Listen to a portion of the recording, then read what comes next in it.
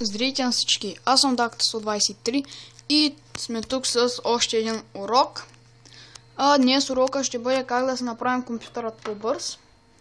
Ще покажа две неща. Първото нещо отивате в свойствата на вашия компютър и ето тук правите това нещо на класически Windows. Натискате после ето тук приложи. И след като го приложите, компютърът ви вече трябва да си доста по-бърз от преди. И второто нещо идвате ето тук на старта.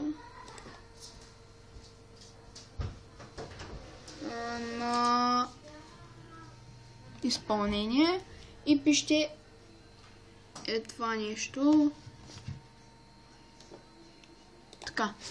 След като го напишете, ви излизат много неща. При мен са малко, защото го трихна скоро. И трябва, както казах, вече излязах са. Всичко трябва да го изтрим. Това беше второто нещо, след което да изпразним кошчето.